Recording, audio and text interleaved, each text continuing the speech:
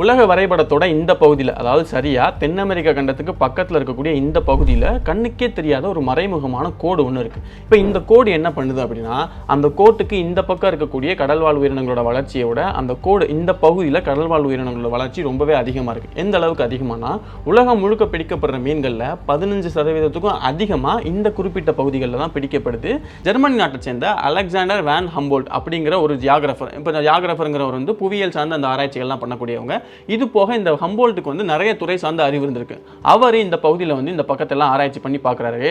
அப்போ இந்த பகுதிகள்லையும் இந்த கடல் பகுதியிலையும் அதிகமான வந்து உயிரினங்கள் இருக்கிறதுக்கு முக்கியமான காரணமாக இங்கே இருக்கக்கூடிய ஓஷன் கரண்ட் தான் காரணமாக இருக்குது அப்படிங்கிறது அவருக்கு தெரிய வருது. இப்போ ஓஷன் கரண்ட்டை பொறுத்த வரைக்கும் இங்கே இருக்கக்கூடிய ஓஷன் கரண்ட் இவர் தான் கண்டுபிடிச்சார், இதை பற்றி அவர் தான் தெரிஞ்சுக்கிட்டாரு அப்படிங்கிறதுனால இந்த ஓஷன் கரண்ட்டுக்கு ஹம்போல்ட் கரண்ட் அப்படிங்கிற பேரை வச்சுட்டாங்க. இப்போ ஹம்போல்ட் கரண்ட்டை பொறுத்த வரைக்கும் அது தென் அமெரிக்க கண்டத்துடைய தெற்கு பகுதியில் இங்கே கீழேருந்து அப்படியே ஆரம்பித்து மேலே போக போக இந்த ஈக்குவேட்டருக்கு பக்கத்தில் வரும்போது அப்படியே மேற்கு பகுதியில் அப்படியே திரும்பிக்கிட்டு இப்படி போகுது. இப்போ இந்த பகுதியில் இந்த மாதிரி ஒரு ஓஷன் கரண்ட் இங்கேருந்து இப்படி போகுது அப்படிங்கிறதுனால தான் வீடியோட ஆரம்பத்தில் கண்ணுக்கே தெரியாத ஒரு கரண்ட் இப்படி போயிட்டு இருக்கு, கண்ணுக்கே தெரியாத ஒரு கோடு இருக்குது அப்படிங்கிற மாதிரி சொல்லியிருப்பேன்.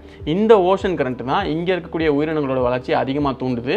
இந்த ஓஷன் கரண்ட்டுடைய காரணமாக தான் இங்கே அண்டார்டிகாலேருந்து பல ஆயிரம் கிலோமீட்டர் தள்ளி இருக்கக்கூடிய ஒரு பகுதியில் பென்குயின்ஸும் அங்கேருந்து பல ஆயிரம் கிலோமீட்டர் தள்ளி இருக்கக்கூடிய ஒரு தீவுகளில் பென்குயின்ஸும் வாழ்ந்துட்டு இருக்கு. இப்போ இந்த பென்குயின்ஸ் நம்ம அண்டார்டிகால தான் இருக்கும்னு அதிகமாக பார்த்துருக்கோம். இதுங்க இங்கெல்லாம் வந்து வாழுது அப்படின்னு சொன்னேன் இல்லையா? இதுக்கு ரொம்ப முக்கியமான காரணம் என்னன்னு பார்த்தோம்னா, இப்போ இங்கே அண்டார்டிகாவோட தண்ணி கலந்து போகிறதுனால இங்கே இருக்கக்கூடிய தண்ணி எல்லாமே ரொம்ப அதிகமான குளிரோடு இருக்குன்னு பார்த்தோம் இல்லையா? இப்போ பொதுவாக பென்குயின்ஸை பொறுத்த வரைக்கும் அது பனிப்பிரதேசங்கள்லேயும் அதிகமாக வாழுது, அங்கே குளிர் அதிகமாக இருக்குது அப்படிங்கிறதுனால தான். இப்போ அதே வகையில் இந்த இருக்கக்கூடிய தண்ணி எல்லாமே ரொம்ப அதிகமான குளிரோடு இருக்குது அப்படிங்கிறதுனால பென்குயின்ஸால் இந்த பகுதிகளில் அடாப்ட் பண்ணி வாழ முடியுது. இப்போ அந்த பகுதியில் வாழ்றதுக்காக அந்த பென்குயின்ஸ் நிறைய தகவமைப்புகளும் அதோட உடம்புல வச்சிருக்கு. எப்படின்னா, இப்போ இந்த பகுதிகளில் வாழக்கூடிய பென்குயின்ஸோட இந்த பகுதிகளில் வாழக்கூடிய பென்குயின்ஸ் எல்லாமே சைஸில் கொஞ்சம் சின்னதாக இருக்கும். அதோட உடம்புல அந்த ஃபேட் கண்டென்ட், அந்த கொழுப்பு இருக்குல்ல, அது கொஞ்சம் கம்மியாகவே இருக்கும்.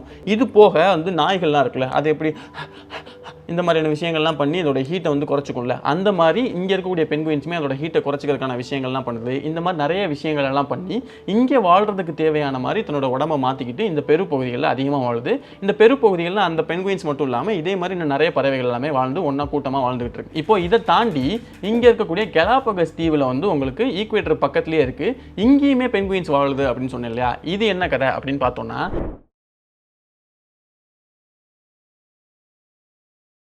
ஆரோக்கியமான வாழ்க்கைக்கு ஆராவில் ஹெல்த் மிக்ஸ் auraville.in வெப்சைட்ல இருந்து வாங்கலாம்.